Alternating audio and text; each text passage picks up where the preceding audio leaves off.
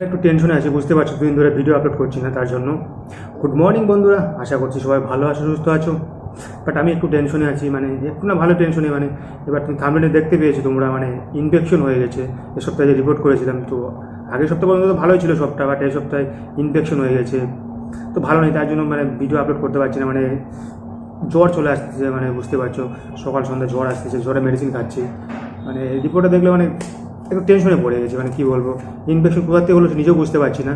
তো রিপোর্টটা দেখো, তোমাদের দেখাচ্ছি, মানে সম্পূর্ণ এমনি ভালোই ছিল আগের সপ্তাহের রিপোর্ট, কিন্তু এই সপ্তাহে কোথা থেকে যে মানে ইনফেকশনটা হয়ে গেলো, মানে নিজেও বুঝতে পারলাম না। সব কিছু ভালো ভালো, তার মধ্যে অনেকটা হাই হয়ে গেছে। এক সপ্তাহ আগে মানে সব কিছু নর্মাল ছিল, বাট এক সপ্তাহে মানে অনেকটা হাই হয়ে গেছে, পার্সেলটা অনেকটা হাই হয়ে গেছে। আর এমনি এমনি রিপোর্ট সব নর্মালই আছে, তুমি রিপোর্ট তোমাকে আমি দেখাচ্ছি। এমনি তোমাকে K9 হিমোগ্লোবিনটা কমেছে একটু, তো তোমাদের এমনি রিপোর্ট সব নর্মালই আছে, কিন্তু ইউরিনটা মানে ইউরিনে ইনফেকশন চলে আসে। তো দেখাচ্ছি তোমাদের রিপোর্টটা সম্পূর্ণ। তো ডাক্তার কী বললো সেটা তোমাদের অবশ্যই বলবো। ডাক্তারকে রিপোর্ট দেখিয়েছে, দুদিন ধরে ভিডিও আপলোড করছি না, কারণ শরীরটা বেশি ভালো না, এমনি দুর্বল হয়ে গেছে শরীরটা একটু, মানে বুঝতে পারছো, একটু টেনশনে আছি। এবার হার্ড কপিটা দিয়ে যায়নি, তো তোমার পিডিএফটা পাঠিয়েছিল, ওটা দিয়েই মানে আমি ডাক্তারকে দেখিয়েছিলাম, হার্ড কপিটা দিয়ে যায়নি। এবার মানে একটা কিছু ছিল, দেখতে পাচ্ছি 4 ডিসেম্বর 2024 রিপোর্ট তোমার গিয়ে সেই রিপোর্ট করে দিয়েছিলাম। হিমোগ্লোবিনটা কমেছে একটু, মানে 14.4 ছিল, সেখান থেকে 13.7 নর্মালি আছে, এটা কোনো ব্যাপার না। টোটাল কাউন্টটাও মানে কমেছে, 8-এর মতো ছিল, ওখান থেকে 5.5, ঠিক আছে। সেরকম K9টাও 1.30 ছিল, ওখানে 1.26, এটাও কমেছে। কিন্তু তারপরে ইনফেকশনটা কোথা থেকে হলো সেটাই বুঝতে পারছি না।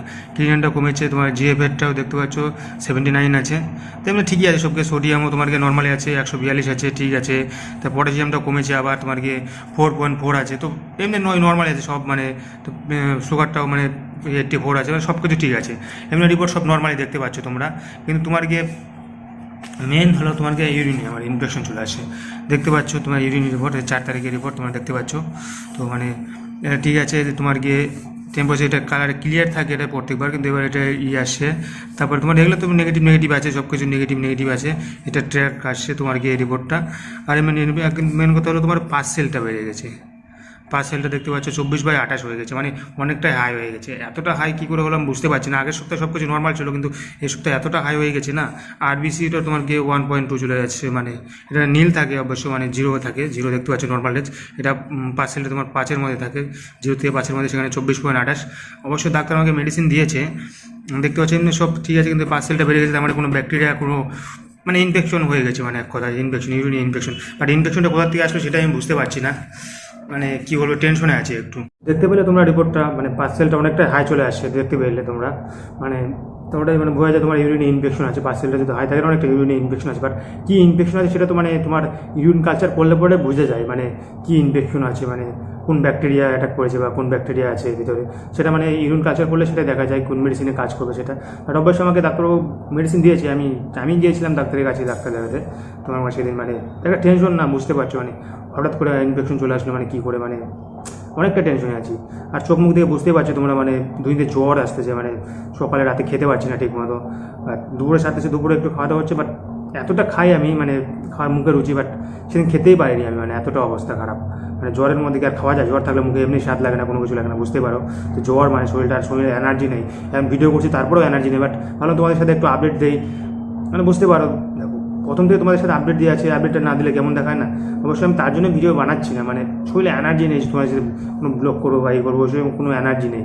তো অবশ্যই মানে সব কিছু ঠিক হয়ে যাক, অবশ্যই তোমাদের আবার মানে ডেলি ব্লগ দেওয়ার চেষ্টা করবো, বাট এমনি আপডেট দেওয়ার চেষ্টা করবো। বাট এই সপ্তাহে রিপোর্ট দেখতে পেলে, আর তোমরা অনেকে বলতে পারো যে রিপোর্টে মানে তোমার KKIতে রিপোর্ট করেছি আমি, সেটা মানে হার্ড কপিটা আমাকে দেয়নি, তার জন্য তোমার গিয়ে এইটা মানে প্রিন্ট আউট করে দিয়েছি, পিডিএফটা দিয়েছিল, মানে ওখানে টেকনিশিয়ানগুলো অনেক বিজি ছিল, তো মানে ব্যস্ত হার্ড কপি দিতে আসেনি। তো এটাই দেখেছিলাম, তো KKIয়ের তো রিপোর্ট কোনো ব্যাপার নেই, মানে প্রতিবেশী নার্সিংহোমই তো, তারই নার্সিংহোম নিজের পার্সোনাল, তো সেখান থেকে রিপোর্ট কোনো প্রবলেম নেই, দেখালাম। তো আমাকে ইউরিন কালচার করতে বললো, আর তোমার গিয়ে ইউরিন কালচারটা রিপোর্ট কালকে তৈরি হয়তো আসবে, কালকে 3 দিন টাইম লাগে ইউরিন কালচার করতে। তো কালকে তৈরি আসলে পরে সেটা রিপোর্ট নিয়ে দেখাবো ডাক্তারবাবুকে, দেখি রিপোর্ট কী আসে, অবশ্যই তোমাদের সাথে আপডেট দেবো রিপোর্টে কী আসে। আর আমাকে মেডিসিন দিয়েছে, অ্যান্টিবায়োটিক দিয়েছে, একটা খাবার দিয়েছে, একটা পাউডার দিয়েছে, জলে গুলে খেতে হয়, ওটা একদিন পর খেতে হয়, 10 দিনের মেডিসিন দিয়েছে, 10 দিন খেতে বলেছে।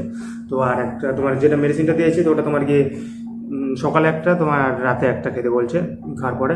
আর একটা তোমার পাউডার দিয়েছে 5টা, মানে 10 দিন খেতে হবে, একদিন পর খেতে হয় গ্যাপ, মানে ওটা অ্যান্টিবায়োটিক খাইয়ে দিয়েছে। মানে বললো টেনশনের কারণে, এবার যদি কোনো প্রবলেম হয় তাহলে মানে যেতে বলছে হাসপাতালে। বাট এই ইনফেকশন, সিম্পল ইনফেকশনের জন্য যদি যেতে হয় তাহলে তো মুশকিল, বুঝতে পারো। আর আরেকটা মানে অ্যাডমিশন হলে মানে অনেকটা চার্জ, অনেক টাকা।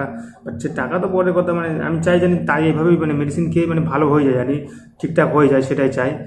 আমি ভগবানের কাছে প্রে করে জানি ঠিক হয়ে যায়। মেডিসিন দিয়েছে, মেডিসিনে জানি নর্মাল হয়ে যায়, সামনের রিপোর্টে জানি নর্মাল হয়ে যায়। জানি না কী আছে, মানে কী হবে সেটাই।